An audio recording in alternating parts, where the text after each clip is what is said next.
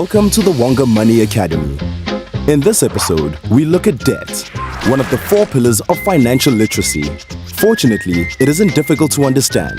Debt is simply money you've borrowed and have to pay back later, and most people will have debt at some point in their lives. Think carefully before putting yourself in this position, as the amount of money you pay back is always more than what you borrow. This is because credit providers offer a service that comes with a fee. They work out the fee by adding a percentage of what you borrow to your monthly installments, and it's called interest. There's also a difference between taking on good debt compared to bad debt. Borrowing money to pay for things you don't need counts as bad debt. Expensive clothes, the latest electronics, or pricey holidays, once they're worn out, burnt out, or over, you'll have nothing to show for them. Take buying a brand new car, for example. It will definitely lose its value and perhaps put you in a tough spot as well. What if you lost your job and couldn't keep up with the repayments? You might end up with a loan that's greater than the amount you could sell the car for.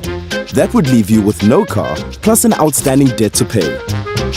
Credit card debt is always bad because the interest rates are a lot higher, usually in the double digits. In many cases, if you can only make the minimum payments, it will take you years to pay it off. Good debt applies to things like taking on a student loan for an education. In the long run, it will help you earn a higher salary, so essentially, you'll be accepting debts to get ahead in life. Taking out a home loan can also be a good debt situation. Once it's paid off, your home will be a big financial asset.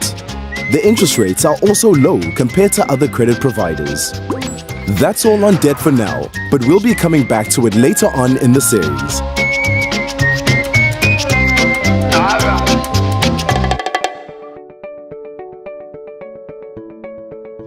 Hi, so my name is Jessamay Tamayo and I would be discussing about the stock cycle. Now, what is a stock cycle? A stock cycle is the typical evolution of a stock's price from an early uptrend to price high due to a downtrend and price low. The study of a stock cycle gives investor a heads up on trending conditions for a stock, whether sideways, up, or down.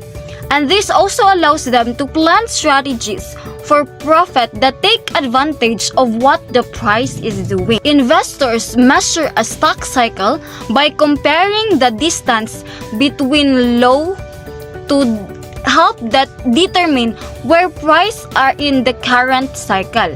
Richard Wyckoff, a prominent trader and pioneer in technical analysis, developed a buy and sell stock cycle that occurs over 4 distinct stages.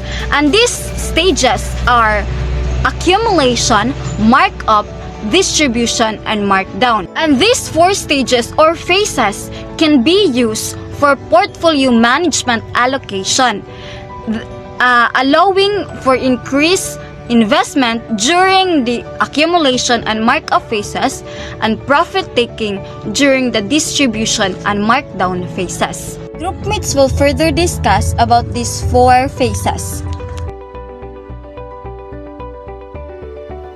Hi, my name is Glenn. Today we're going to discuss about the 4 stock cycle. So now let us define first what is the accumulated piece. The accumulated piece is begin when the institutional investor, such as mutual funds, pension funds, and the large banks, buy up substantial shares of the given stock. Price form and a base as the shares of the stock are accumulated. Institutional investors must buy over a long period of time so as not to conspicuously drive up the price of the stock, giving them a long time horizon.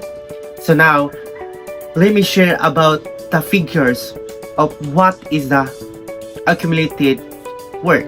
So now, here is the table or the chart. As we can see, the cup and handle is another price pattern indicating accumulation. The handle is a higher pivot low and may signal the end of an accumulation cycle. A higher high in price above the rim of the cup can lead to a new leg up. And that's all my part. I hope you will understand my topic, and the continuation of this may discuss my group mates, which is they discuss about the markup, distribution, and markdown. Good day, I am Pamela James Magriña and I will going to discuss one of the stock cycle, which is the markup. The second phase of stock cycle is the markup phase. When we say markup, it is an amount added to the cost price to determine the selling price. So prior to this phase, when the price is able to overcome its resistance, the breakout or end of the accumulation phase occurs. Then the markup phase begins. So during markup phase, purchasers are quite aggressive in buying more shares. So in this case, the price of the stocks surely begins to grow higher gradually because of the supply and demand. The more demands of the stocks than to sell it, then the price will definitely moves up. So therefore, this is the stage where investors and purchasers can be able to gain profits from their investment. I am Jerlyn Tumarong and I will discuss the markup stock cycle. During the markup phase, price breaks out of range and begins a sustained uptrend. An uptrend is defined as a series of higher pivot highs and higher pivot lows. This stage is when the price begins moving up. The big money has established a position and retail investors are now invited to join in the profit party. This is the most profitable time to own the stock and opportunity to let your profits run. The earlier you can recognize this stage, the more you can profit. It uses trend trading strategies during this stage. An example of a trend trading strategy would be to draw a trend line along with the pivot lows and stay long above the upward trend line. So this is an example of trend trading. Trends are more likely to continue than to reverse. So continue to ride the trend as long as price remains above the trend line. Thus, entering a stock early in the markup phase leads to the greatest potential profits. Good day everyone, I am Regine V. Saludes. We will discuss the third phase of stock cycle. So the third phase of the stock cycle is distribution. So the distribution phase begins as the markup phase ends and price enters another range period. So the shares are being sold over a period of time, which is opposite of accumulation.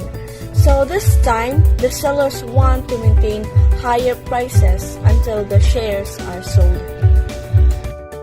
In continuation of distribution, whether it is distribution or accumulation is less easy to discern at this point, so it is more important to be prepared for the next signal rather than trying to predict the next move. So one of the most common distribution pattern is known as a head and shoulders pattern in figure 9. So rounding or dome shape, figure 10 indicates distribution preceding the markdown stage.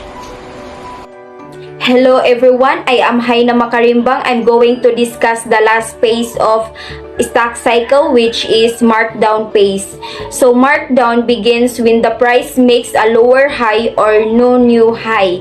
So markdown follows a distribution, which is when institutions sell inventory either for redemption reason, simply taking profit, or to change position into another stock or sector.